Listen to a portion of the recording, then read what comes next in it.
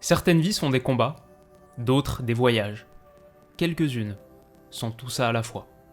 De terre en rivage, Carlo Ancelotti a sillonné le vieux continent et gravé l'histoire de ses titans. Milan, Chelsea, la Juve, Paris, le Bayern, le Real à 2 reprises. Voici un homme curieux et riche de plus d'1 millier de rencontres sur un banc des 5 championnats majeurs.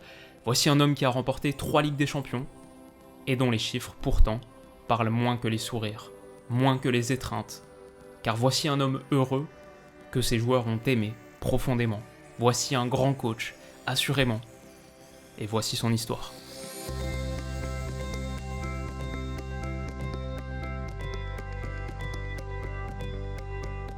Les amis, bienvenue. J'espère que vous allez tous très bien et je suis si content de vous retrouver pour une nouvelle vidéo. Aujourd'hui, on lance une nouvelle série sur la chaîne, Grand Coach, et c'est peut-être le plus grand projet de l'histoire de la chaîne.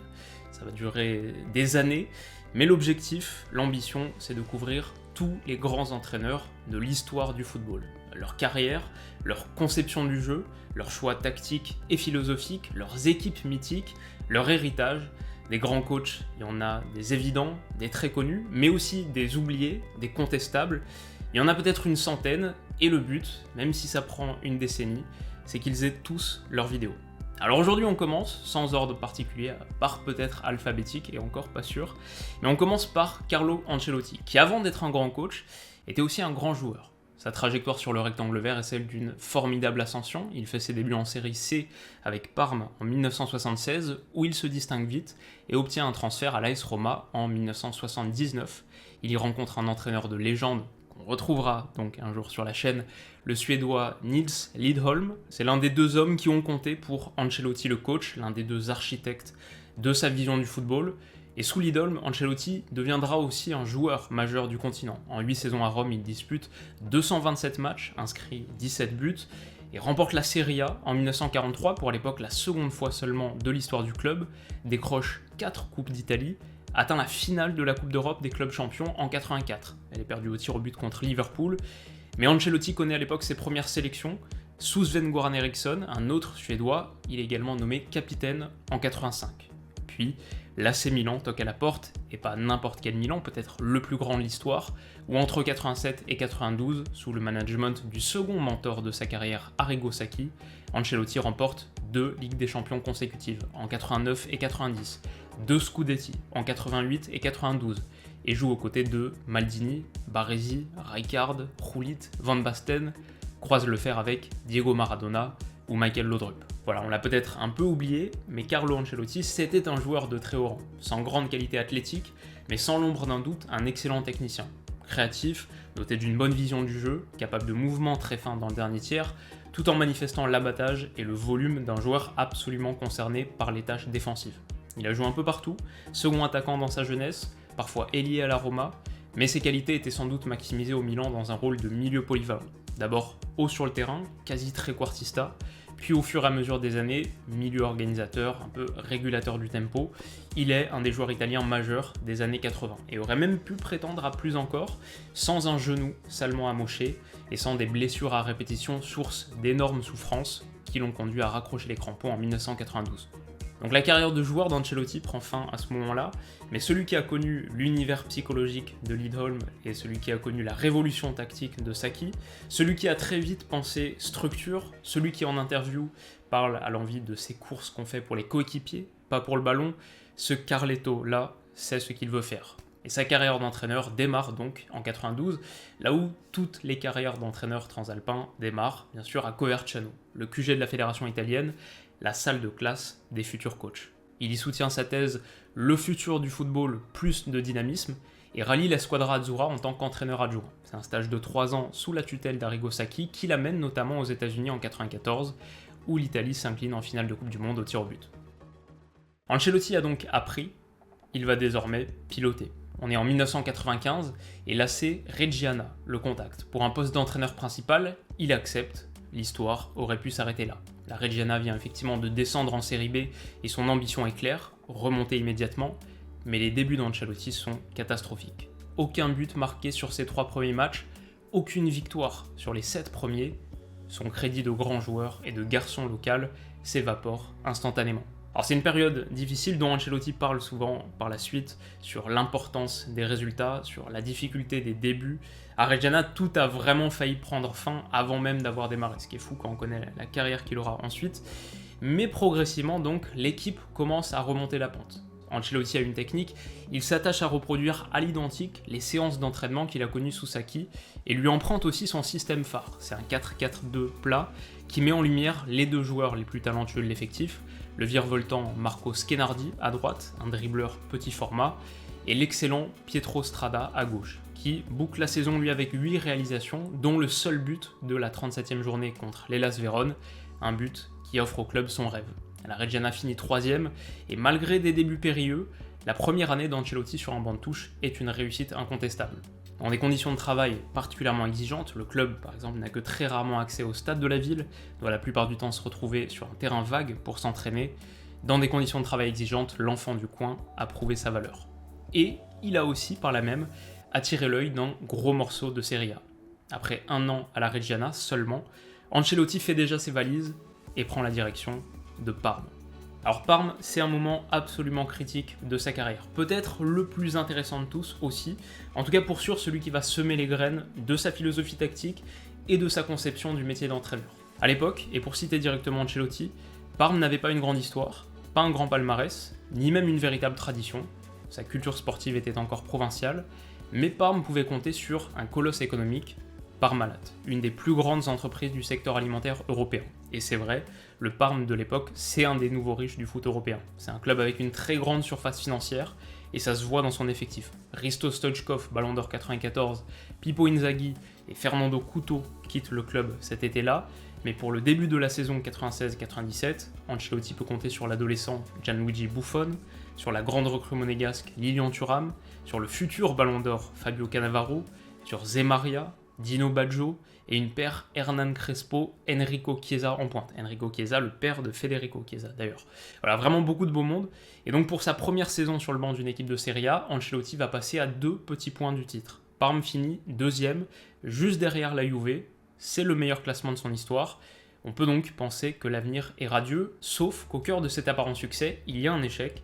C'est l'incapacité d'Ancelotti à aménager son système pour maximiser la qualité de son effectif. Encore sous l'emprise de son maître à penser Arrigo Sacchi, Ancelotti ne joue alors que par un 4-4-2 qui opère selon 2 principes majeurs. L'étanchéité de l'entrejeu, où Dino Baggio, Sensini, Crippa sont significativement restreints dans leur expression, et l'efficacité dans les 2 surfaces, où Buffon, Cannavaro et Thuram forment un triangle d'acier, une base défensive hyper solide, que la paire Crespo-Chiesa doit bonifier. Le résultat, c'est une équipe effectivement très solide, mais aussi très minimaliste. Parme, dauphin de la Juve donc, finit la saison avec seulement 41 buts marqués, la 14e attaque de Serie A, la pire de la première partie de tableau. Sur 18 victoires acquises, 9 leçons sur le score d'1-0. Et peut-être encore pire, pour accommoder son système, pour accommoder son approche, Ancelotti se livre à des choix de personnel un peu douteux. Parce qu'il ne lui trouve pas de place dans son 4-4-2, il relègue sur le banc un des meilleurs numéro 10 de la génération, Gianfranco Zola. Parce qu'il ne lui trouve pas de place dans son 4-4-2, il refuse le recrutement du futur Ballon d'Or Roberto Baggio. Et le monde du football prend note. Je commençais à me faire une petite réputation, j'étais catalogué comme un entraîneur sans grande fantaisie. La seconde saison à Parme sera un échec, le club termine à la 6ème place et ne sort pas des phases de groupe de la Ligue des Champions. Ancelotti est licencié. Alors à nouveau ici encore, l'histoire aurait pu être très différente. Ancelotti est sans club au début de la saison 98-99 et il est tout proche de rejoindre le Fener, tout proche de rejoindre Fenerbahçe, mais au dernier moment, la Juventus se sépare de Marcelo Lippi et jette son dévolu sur Ancelotti, qui n'est pas très à l'aise avec l'idée de prendre une équipe en cours de saison, mais qui peut refuser la Juve. Cette fois, il le jure, il n'échouera pas, et la reconnaissance de ses erreurs à Parme le conduit à revisiter totalement ses convictions. En 99, il forge ce qui deviendra sa marque de fabrique, la flexibilité, l'adaptation, l'apprentissage constant et les joueurs. Les joueurs au cœur de tout. Il a raté Zola, il a raté Baggio, il ne ratera pas Zidane. Et pour accommoder le joyau de la couronne turinoise, il brise son 4-4-2 pour mettre en place un 3-4-1-2, qui en 99-2000 ressemble à peu près à ça, Van der Sar dans les buts, une triplette Giuliano, Ferreira, Montero, parfois Tudor, Antonio Conte et Edgar Davis dans l'entrejeu, Inzaghi et Del Piero en pointe, Zidane en chef d'orchestre. C'est un système puissant qui n'est pas non plus une invention d'Ancelotti. C'est d'ailleurs ce qui nuance un petit peu l'idée d'une création sur mesure pour Zidane ou d'un Ancelotti qui s'affranchirait un peu des codes tactiques de l'époque, c'est que à l'époque, en Italie, sur cette saison-là, 99-2000, tout le monde quasiment joue en 3-4-1-2. C'est une vraie mode. Peut-être parce qu'il y a beaucoup d'excellents trequartistas dans le championnat italien, peut-être parce qu'il y a beaucoup de super doublettes, de paires d'attaquants qui fonctionnent bien ensemble, mais l'Inter par exemple joue en 3-4-1-2 avec Seedorf derrière soit Zamorano, soit Recoba, soit Ronaldo, soit Vieri, deux de ces quatre-là. L'AC Milan jouait en 3-4-1-2, Boban derrière Birov et Shevchenko qui vient d'arriver du Dynamo Kiev, parfois Wea. La Fio jouait en 3-4-1-2, Rui Costa derrière Batistuta et Chiesa, pas mal non plus. La Roma jouait en 3-4-1-2, Totti derrière Montella et Del Vecchio. Parme, qu'Ancelotti vient de quitter, jouait en 3-4-1-2. Ortega derrière Stanic et Crespo. Sacrée Serie A des années 90 quand on revoit ces équipes. Mais voilà, l'approche est couronnée de succès pour la Juve d'Ancelotti jusqu'au moment où elle ne l'est plus, jusqu'au drame, jusqu'à cette fin de saison. Où à la faveur de 2 défaites sur ces 3 derniers matchs, dont cette ultime journée disputée sous une pluie torrentielle à Pérouse, la Juventus, large leader jusqu'au printemps, lâche le Scudetto pour un petit point. La Lazio de Nedved, Vérone, Simeone, Nesta, Mihailovic est un très beau champion, mais l'évidence est là, les hommes d'Ancelotti ont perdu un titre qui leur tendait les bras. Et la saison suivante sera pire encore. Piteusement éliminée à la dernière place de son groupe de Ligue des Champions, la Juve finit à nouveau dauphin de Serie A, à 2 petits points de la Roma, qui non seulement remporte un titre de légende, mais le fait en renversant la Juve en mai. À 5 journées de la fin, grâce à cette frappe de Nakata à la 79e minute et ce but de Montella dans le temps additionnel, les Romains arrachent un nul de partout à Dele Alpi et conservent la tête du championnat. Ancelotti est viré, est passé par Parme et la Juve n'a toujours pas gagné de titre. Celui qui a su se défaire de sa réputation d'entraîneur rigide se voit affublé désormais d'une autre étiquette, plus dangereuse encore, celle d'un perdant. On est en 2001 et à nouveau Ancelotti démarre la saison sans club, mais cette fois le vent va tourner et tourner vite. Dès novembre, l'AC Milan se sépare de Fatih Terim. Ancelotti, à l'époque tout proche de retourner à Parme, a même donné sa parole à Callisto Tanzi, le patron de Parmalat, mais Adriano Galliani l'intercepte, le persuade. Carletto retrouve Milanello. Et la planète foot s'apprête à vivre un séisme. Match après match, Ancelotti façonne une équipe de légende et sa direction confiante, l'équipe en conséquence. À l'été 2002, il demande et obtient de Berlusconi 2 transferts majeurs, Clarence Seedorf et Alessandro Nesta, viennent renforcer un 11 qui a déjà belle mine. Sous la paire Inzaghi-Shevchenko, Rui Costa est un trequartista remarquable. Ancelotti a aussi fait un choix fort, peut-être la première de ses innovations tactiques majeures, avec Andrea Pirlo, un milieu offensif de formation qui a reculé d'un cran pour devenir un meneur de jeu en retrait. Bon, aujourd'hui, le positionnement de Pirlo, c'est quelque chose qu'on prend un peu pour acquis. Il est devenu, après tout, un des meilleurs joueurs de l'histoire sur ce poste précisément. Mais à l'époque, et peut-être a fortiori en Italie, c'est loin d'être une évidence que d'avoir un 6 sans grande qualité athlétique. C'est loin d'être une évidence que d'avoir un milieu défensif qui défend peu ou pas. Je veux dire, en 2002-2003, dans cette zone, la Juve a Tacchinardi Davids, l'Inter a Diego Simeone, et Ancelotti doit convaincre Pirlo de la viabilité de son rôle, doit longuement lui expliquer qu'il n'attend pas de lui des tacles et de l'agression systématique du porteur, mais plutôt simplement un positionnement irréprochable. Et il l'entoure d'une paire de milieux très travailleurs, Gattuso, Seedorf, et bon, ça aide aussi d'avoir Maldini et Nesta derrière soi. Mais c'est quand même un moment d'inflexion assez particulier et assez remarquable de la trajectoire de Carlo Ancelotti, qui utilise son bagage psychologique de plus en plus épais, sa partie Lidolm, au service d'une créativité tactique naissante, en tout cas de plus en plus audacieuse, au service donc de sa partie Sacchi. Quoi qu'il en soit, c'est un 4-3-1-2 qui va connaître un succès remarquable. L'AC Milan finit, il est vrai, seulement à la 3e place de Serie A, mais cette saison-là n'est pas comme les autres. Au tournant du millénaire, l'Italie retrouve les parfums enivrants du continent. En 2003, la suprématie nationale est décidée en Europe, et Milan va vivre un rêve éveillé. Après avoir fait tomber le Bayern Munich et l'Ajax d'Amsterdam, les Rossoneri accèdent au dernier carré de la Ligue des Champions où ils rencontrent l'Inter. C'est un derby della Madonnina pour une place en finale de C1, joué dans une tension folle. San Siro devient le centre du monde. Et après un nul vierge à l'aller, au bout de cet enchaînement de grande classe, Andrei Shevchenko propulse un tir glissé au-dessus de Toldo, le parquage visiteur, entre guillemets, explose, et puisqu'on joue officiellement à Giuseppe Meazza, l'Inter doit désormais marquer à 2 reprises pour passer. Pas impossible. À 10 minutes de la fin, Obafemi Martins fait même la moitié du travail, et les Nerazzurri auront 2 balles de match, mais Abbiati s'impose à chaque fois et Milan bat son rival local pour filer en finale de la Ligue des Champions. Le cœur d'un tifosi peut-il vivre une émotion plus forte, une tension plus folle? Il le faudra, car en finale à Old Trafford, Milan retrouve un autre ennemi, la Juve, qui depuis le licenciement d'Ancelotti a remporté 2 Scudetti consécutifs, qui s'est débarrassé pour accéder en finale du Barça en quart, du Real en demi, qui compte en ses rangs une paire d'El Piero Trezeguet remarquable, soutenue par le futur Ballon d'Or de l'année Pavel Nedved. Cette Juve fait peur. Mais c'est pourtant Milan qui se montre le plus dangereux, et Gianluigi Buffon doit s'employer à plusieurs reprises, comme sur cette tête plongeante de Pippo Inzaghi, ou être sauvé par le hors-jeu de position de Rui Costa sur cette demi-volée d'Andrei Shevchenko. Malgré tout, le verrou ne saute pas, et après 120 minutes de tension, il faudra une séance de tir au but. Le malheureux dans cet exercice, déjà, c'est David Trezeguet qui voit sa molle tentative repoussée par Dida, puis c'est Seedorf face à Buffon, puis c'est Zalaeta ici, puis c'est Kaladze là, puis c'est Montero. Et au bout de la nuit mancunienne, Andrei Shevchenko a la balle de titre au bout du pied, il trompe Buffon, Milan explose, Ancelotti tient son rêve et remporte le premier trophée majeur de sa carrière. Il aura fallu attendre 8 ans, mais rien ne sera plus jamais comme avant. Parce qu'effectivement, en quelques mois, Carletto version coach entre dans le livre d'or du football grâce à un succès continental historique, celui-ci, mais aussi en inventant dès la saison suivante un système tactique légendaire. L'été 2003, c'est celui de la prise à Sao Paulo de Ricardo Isaacson dos Santos Leite, alias Kaka, un coup de maître à 8 millions d'euros signé Berlusconi, mais aussi un casse-tête pour Ancelotti, car si le talent du jeune Brésilien est évident, Rui Costa conserve de beaux restes et surtout, les graves blessures au genou de Pippo Inzaghi le tiennent régulièrement éloigné du terrain. Alors, Ancelotti inverse sa pyramide offensive et crée le sapin de Noël.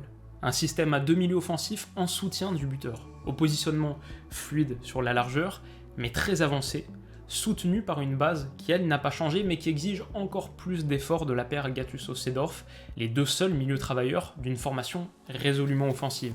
Cafu aussi est arrivé cet été-là, et le Milan d'Ancelotti va marcher sur l'Italie.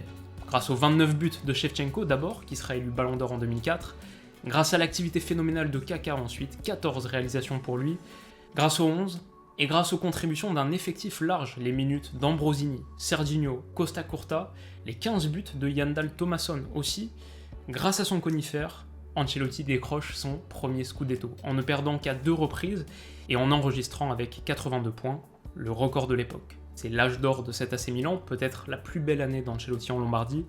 Elle est plus belle que la suivante, en tout cas, qui est celle du drame d'Istanbul, où les rossoneri sont cette fois du mauvais côté de l'histoire d'un des plus grands matchs de tous les temps, et où les partenaires de Maldini dilapident en 6 minutes un avantage de 3 buts pour voir incrédule Liverpool soulever la coupe aux grandes oreilles.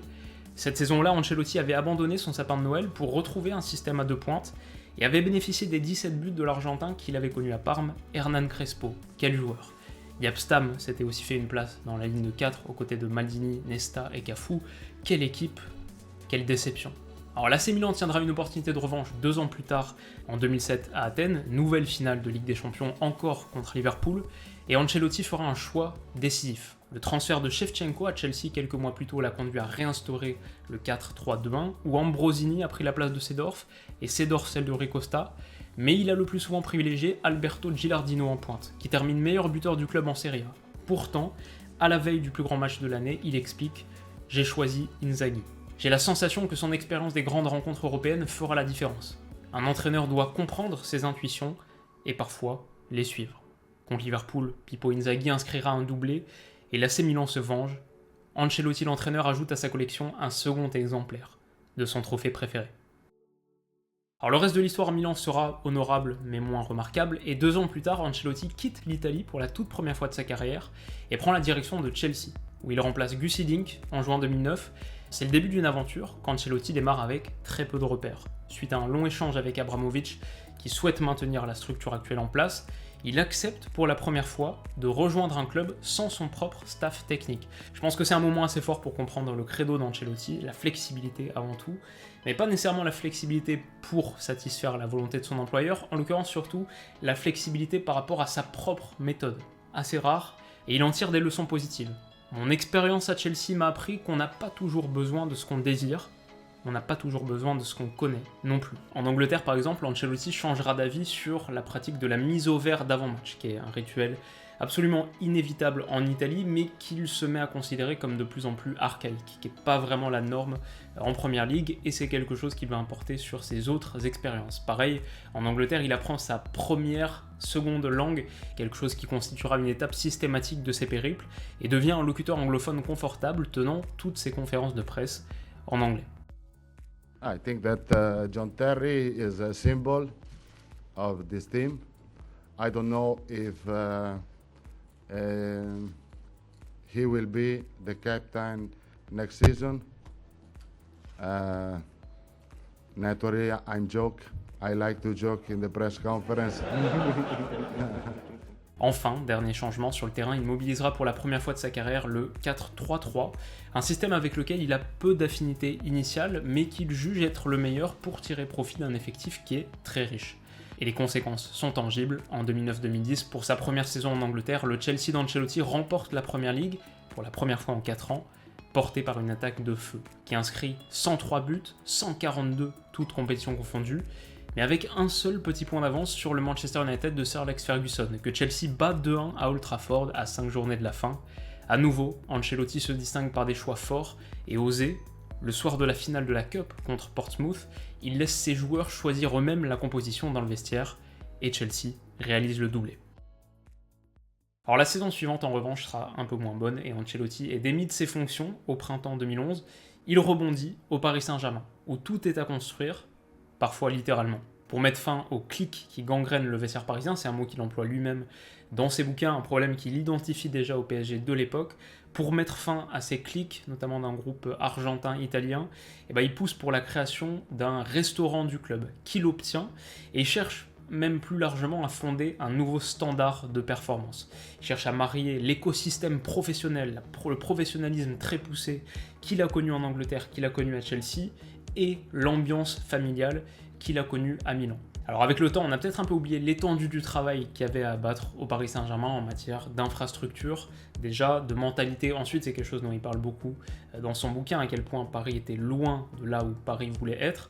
Donc il y a ça, mais on a peut-être surtout oublié à quel point l'effectif qu'il reprend en 2011-2012 est pauvre dans l'absolu peut-être, mais surtout par rapport à ses standards. Je pense vraiment qu'en 2011-2012, quand Ancelotti arrive, c'est le plus pauvre effectif qu'il ait eu depuis la Reggiana de 95.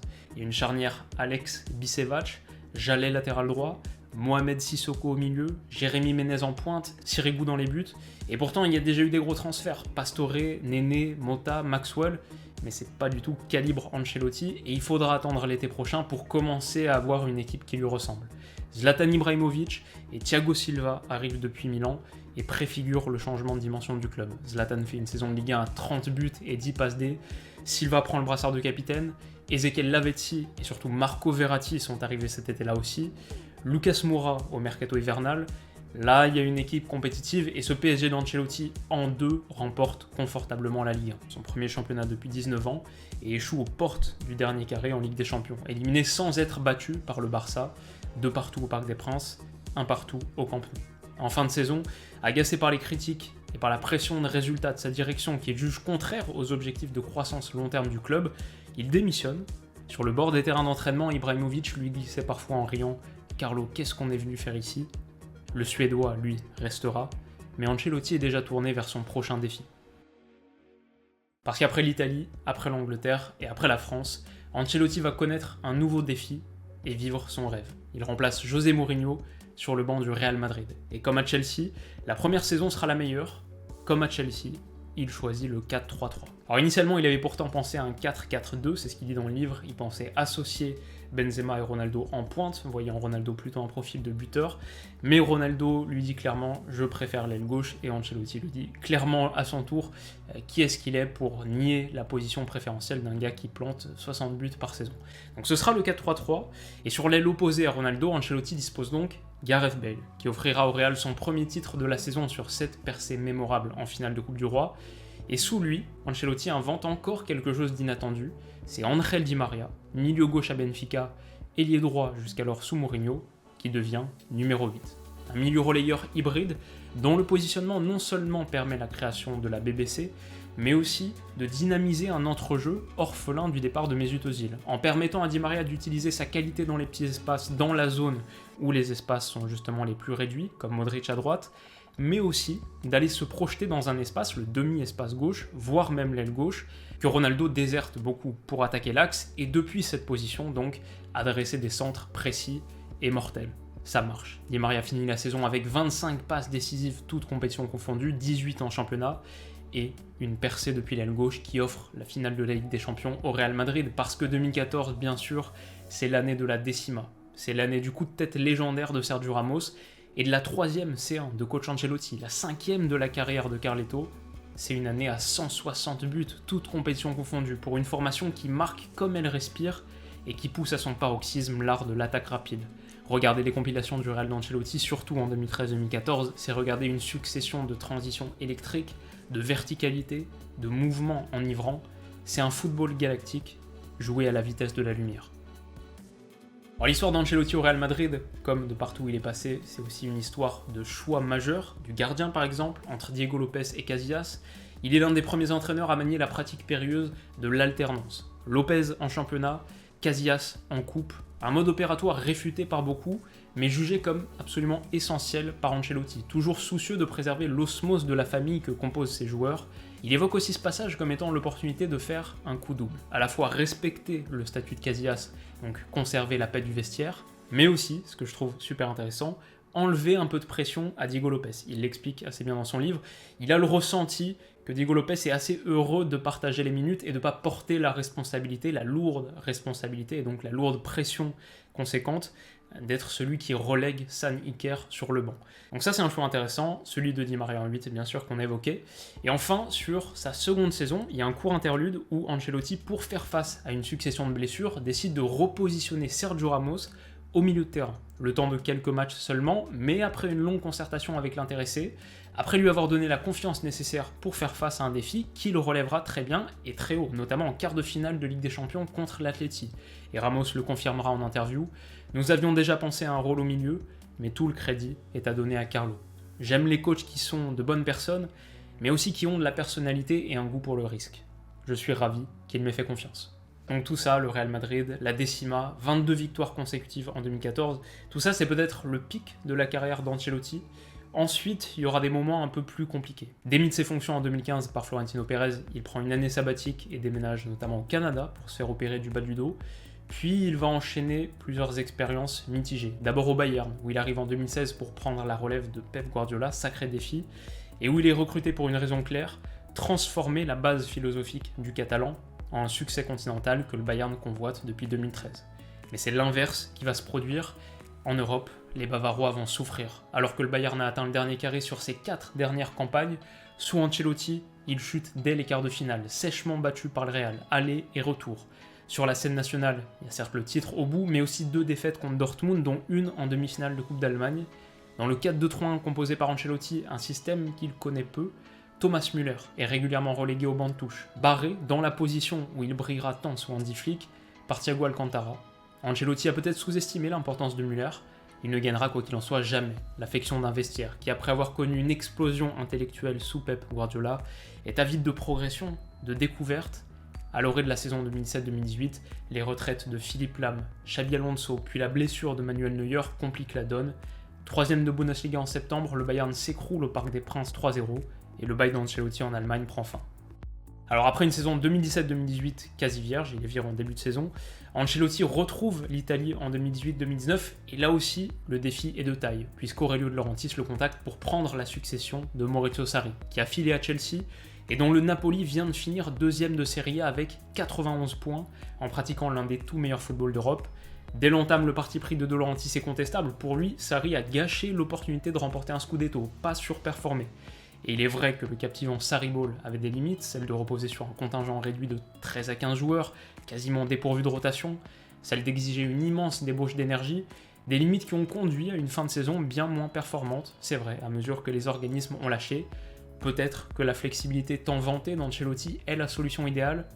Pas sûr. Car même avec moins de blessures, Et même en composant un 4-4-2 intéressant, où Mertens, Insigne et Milik tournent sur les deux postes avancés, où Zelinski, Alan, Fabian Ruiz, José Callejon, parfois Marek Hamsik, toujours Koulibaly, apportaient leur qualité, Naples finit dauphin à nouveau, cette fois 11 points derrière la Juve, sorti dès les phases de groupe de la Ligue des Champions et sans gagner d'admirateur stylistique.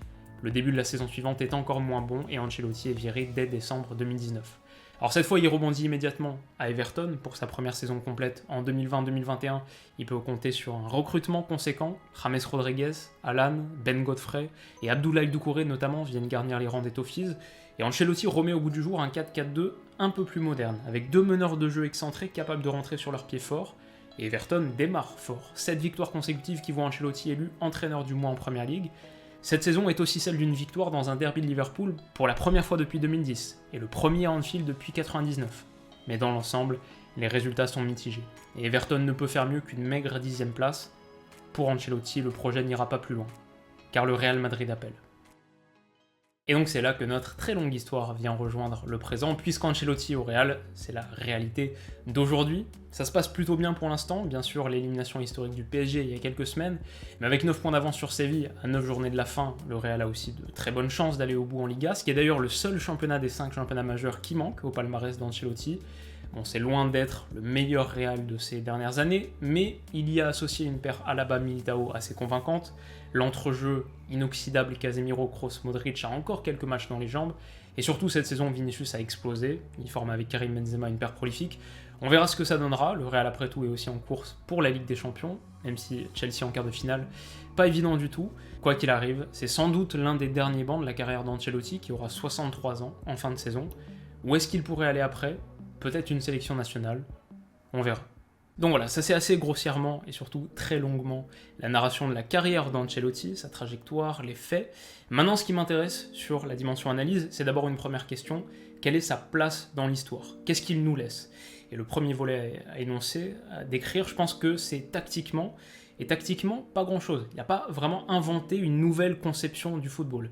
Il n'a pas inventé un nouveau paradigme. Je pense que la trajectoire tactique de Carlo Ancelotti, c'est surtout celle de la flexibilité, de l'adaptation. Depuis la base, depuis l'origine, le 4-4-2 qu'il pratique très rigide de Saki, à un 4-3-3 madrilène beaucoup plus fluide, mais en passant par tout un tas d'adaptations tactiques en fonction de sa matière, et aussi quelques anecdotes, quelques micro-innovations, le 4-3-2-1 sapin de Noël, Pirlo en 6, Di Maria en 8, il y a des choses intéressantes, mais il n'a pas non plus inventé une nouvelle philosophie de jeu. Et donc, il n'y a pas vraiment un style visuel très distinct, il n'y a pas de patte Ancelotti qui permettrait de repérer et de reconnaître au premier coup d'œil une équipe Ancelotti. En ce sens, il n'y a pas non plus d'élèves clairement identifiés, en tout cas sur le plan du jeu, sur le plan tactique. Niveau psychologique, je pense que c'est autre chose. Sur la gestion d'un vestiaire, j'en reconnais au moins un qui s'est nettement inspiré des méthodes de Carlo Ancelotti, mais sur le jeu, pas tant que ça. Donc pas vraiment de filiation, d'héritage. Il n'y a pas un avant et un après Ancelotti, comme il y a un avant et un après Michels, Saki, Cruyff, Guardiola, Klopp, etc. C'est peut-être aussi pour ça qu'il n'y a pas d'équipe Ancelotti ultra dominatrice sur plusieurs saisons. Il n'y a pas de dynastie Ancelotti, il n'y a pas d'équipe qui allait taper les 100 points et plus en championnat. Au Milan AC par exemple, il passe 8 saisons, il remporte une seule Serie A. En 20 ans de carrière, il remporte jamais 2 championnats consécutivement. Parmi ses nombreux livres, il y en a justement un qui s'appelle Preferisco la Copa, je préfère la coupe, c'est aussi un jeu de mots avec la Copa, la charcuterie, c'est une salaison typique de sa région, de l'Émilie-Romagne, mais c'est clair que quand on regarde le palmarès d'Ancelotti, il préfère effectivement les coupes au championnat.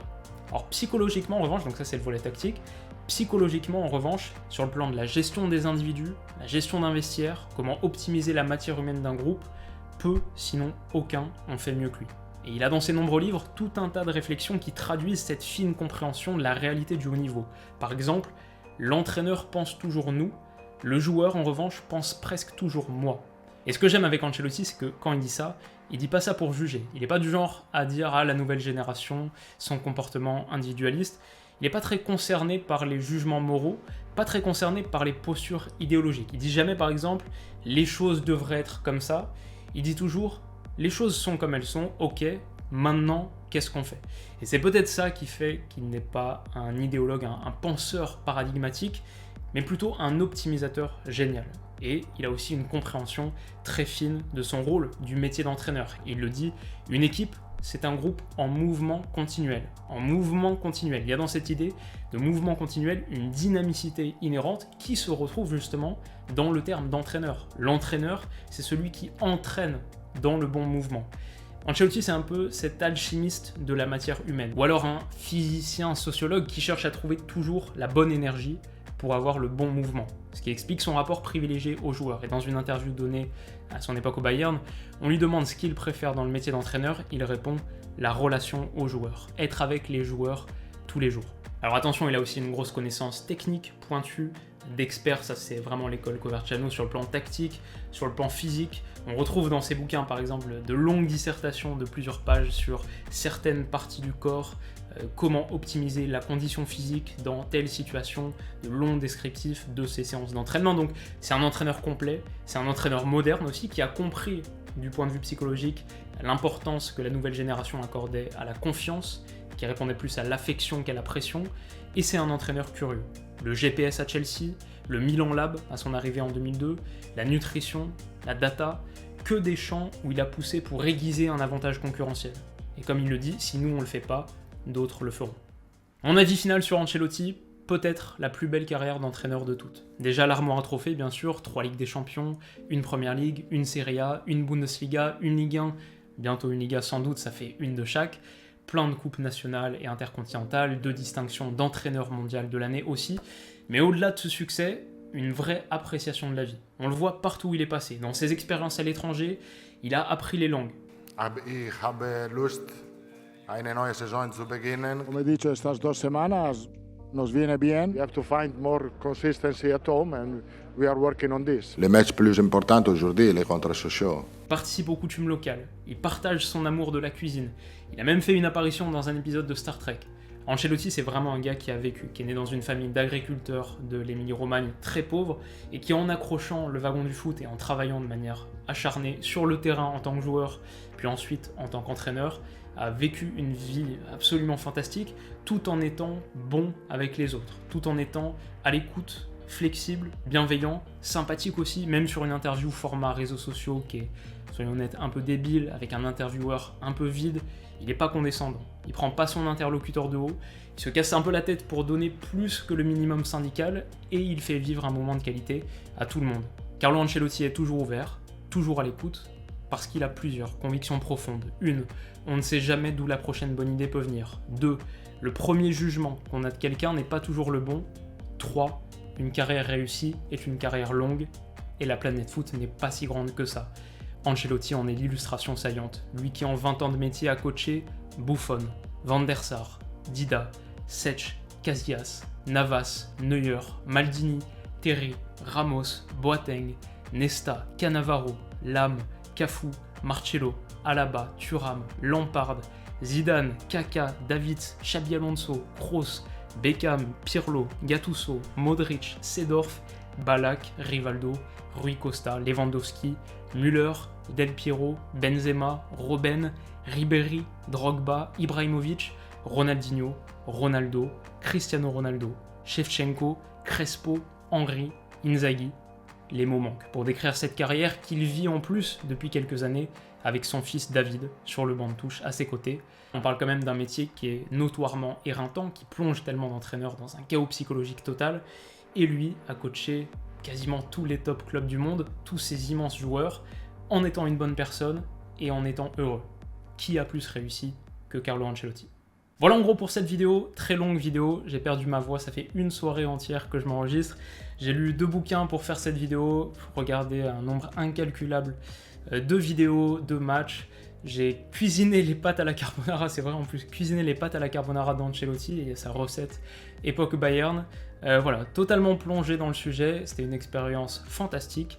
J'espère que ça vous a plu. Si c'est le cas, vraiment, n'hésitez pas à me le manifester avec un pouce bleu, ça m'aidera beaucoup.